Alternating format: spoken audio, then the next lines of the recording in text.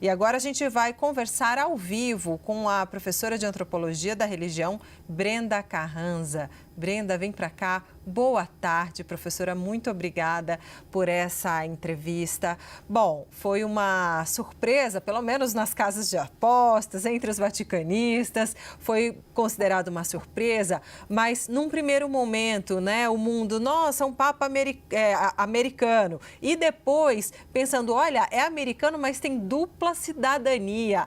Essa dupla cidadania, ela no fim das contas significa algo? Dá para esperar algo em relação a esse duplo olhar, digamos assim? Boa tarde, professora. Boa tarde, Débora. Boa tarde, Yuri. Muito obrigada. Eu acho que o arcebispo de Chicago falou algo muito importante, que é ele vem de uma cidade cosmopolita, Chicago, aonde tem muita migração, aonde você tem muita diversidade. Ele tem uma ponte com a América Latina, nada menos que América do Sul, no Peru. Esse diálogo pastoral, no primeiro pronunciamento, ele fala em espanhol e fala para a diocese de Chaclayo, a sua diocese, onde ele se tornou bispo. Então, ele transita, pelo que nós estamos observando nestas primeiras reações, com um perfil pastoral, com um perfil cosmopolita e com um perfil aberto à diversidade de contatos humanos, se a gente quer colocar, mas também pastorais e contatos com a diversidade de identidades também. Pois, nesse sentido, professora, na mesma toada do que a senhora está colocando, ontem, vendo a missa que foi celebrada na Basílica de São Pedro, antes de ter início o conclave, o cardeal Giovanni Battista Re falou que a igreja estava na iminência de escolher um novo Papa diante de um momento difícil e complexo da história da humanidade. Nesse sentido, a escolha que foi feita com esse perfil que a senhora já destacou e com outras características que a senhora queira destacar do perfil do cardeal Prevost, agora o Papa Leão XIV, isso foi contemplado? A complexidade, a dificuldade do momento histórico atual foi muito bem observada nessa escolha do novo Papa? Yuri, eu acho que a igreja fez uma média, quase uma somatória zero. Observa que nós temos no Papa Leão XIV, nós temos a função de um Francisco, um homem simples, um homem pastoral, um homem humilde, são os atributos que são colocados nas primeiras reações. É agostiniano, é de Santo Agostinho, intelectual, e também ele é sucessor de Leão XIII. Vamos lembrar que Leão XIII, do século XIX, ele faz uma ponte com a modernidade, pede para que a igreja se abra para o diálogo com a humanidade. Ele vai ser um grande diplomata, ele foi também um grande defensor do direito dos trabalhadores e um diálogo com o socialismo do século XIX. E também traz uma coisa muito importante: Leão XIII vai repor as questões doutrinais na igreja.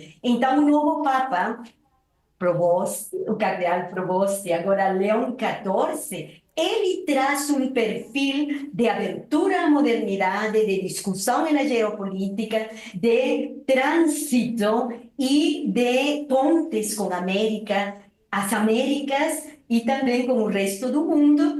Fala de missionalidade em seu primeiro discurso, fala de sinodalidade, isso significa conversa e escuta entre pares, não só o Papa que governa. Ele está falando também, eu imagino que está se trabalhando as questões migratórias muito fortes dos Estados Unidos. Assim, uma sinalização clara ao legado de Francisco. Professora, antes da gente encerrar, só uma pergunta bem rápida. Por exemplo, quando o cardeal ele escolhe o nome, né, por exemplo, nesse caso específico, Leão XIV, Isso significa que ele de alguma maneira pretende dar uma continuidade ao que foi o papado de Leão XIII? Como é que funciona essa escolha, né? Quando põe ali o segundo, o terceiro, o quarto, qual que é o significado exato disso? Olha, Débora, eu acho que mais para frente nós saberemos qual é a intencionalidade do novo Papa quando ele escolhe esse nome. Mas ele vem de uma tradição, de uma congregação religiosa altamente intelectual. O novo Papa foi formador. Para as congregações religiosas, a intelectualidade e a formação é o pilar fundamental da congregação e da ordem religiosa. Então, certamente, quando o Papa Leão XIV escolhe o legado como nome, uma sucessão de Leão XIII, ele tem uma intencionalidade clara. E a gente pode inferir que essa intencionalidade pode ser aquela que aponte a todas as questões com os trabalhadores, com a migração, com a diplomacia, com tudo o que representou Leão XIII no século XIX. Aliás, final do século XIX, dentro e fora da igreja. E aí, professor, tem um outro aspecto interessante aqui, lendo o perfil do Papa Leão XIV. Ele tem uma primeira graduação em matemática. Depois avança nos estudos teológicos, nas questões do direito canônico, etc. E outro aspecto que a gente falou bastante a respeito do pontificado de Francisco é de não negar a ciência, de olhar as questões que estão permeando o mundo, principalmente as questões envolvendo o meio ambiente, as questões das mudanças climáticas. Isso não foi citado num primeiro momento pelo Papa Leão XIV, embora tenha feito muita deferência ao pontificado de Francisco, dizendo que a voz de Francisco continue ecoando entre nós. Como é que é esta visão, né, esta compatibilidade entre a formação intelectual, como a senhora destacou, numa ciência exata, nesse caso como a matemática, com as questões mais filosóficas e teológicas que o Papa passa a colocar em prática agora como Papa, né? Antes como bispo, como cardeal e agora como Papa Leão XIV. Yuri, eu acho que você anotou uma coisa muito importante que eu quero retomar do Papa Leão XIII. O Papa Leão XIII foi o Papa que dialogou com a fé e a ciência. A disputa no século XIX era se a fé, a filosofia, a teologia podia discutir com a ciência. Estava discutindo, vou falar umas palavras estranhas, mas com o iluminismo. Era uma discussão do século XIX. E a matemática forma parte das ciências duras, mas também é uma parte de uma ferramenta da ciência. E então Leão XIII vai discutir diretamente se a ciência e a fé não estão brigadas. Então, isso foi discutido no início do século XX e ficou em paz. Como se resolveu esse problema, Yuri? A ciência diz como se fazem as coisas e a fé diz por que se fazem as coisas. Então, aí se encerrou a disputa de quase um século entre a igreja, a ciência e a fé. Que o Papa seja matemático, certamente essa primeira formação se deve a antes, não sei, estou chutando, mas antes de ele se candidatar a ser religioso. Muitíssimos sacerdotes, antes de optar por serem sacerdotes, já entraram na universidade e fizeram as suas carreiras. Imagino que vai por aí, mas é um chute, Júlio. Eu vou dar uma olhada aqui no perfil oficial dele para tentar trazer essa informação. Por favor. Débora. Professora, tem mais uma pergunta para a gente encerrar, mas antes só conta, porque agora eu fiquei meio curiosa se a senhora, por acaso, a sua descendência se a senhora é peruana ou não, depois a senhora conta, porque agora nesse contexto faz sentido a pergunta, mas deixa eu te perguntar, olha, é interessante, professora, porque os Estados Unidos não é um país de maioria católica.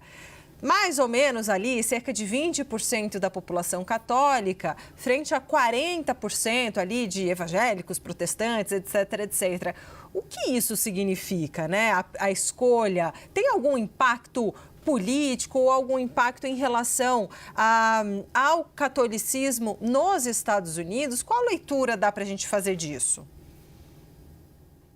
Débora, eu acho que o mais importante é colocar três coisas. A primeira, quando o Papa é eleito, deixa de ser estadunidense, porque ele vai para uma igreja universal.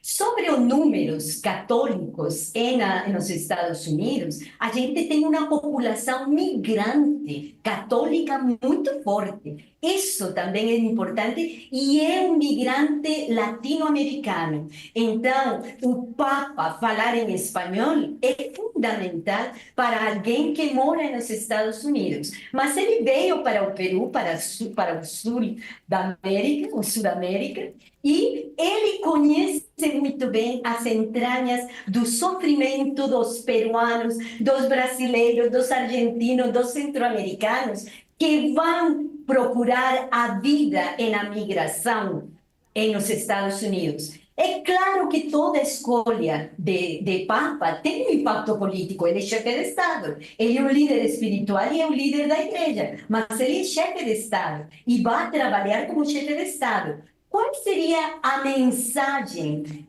que uma pessoa vinda dos Estados Unidos, que tem uma passagem pela linguagem de fala hispânica para uma comunidade fortemente hispânica, só pode ser acolhida e retomada da discussão das políticas migratórias de ódio que estão em curso nos Estados Unidos?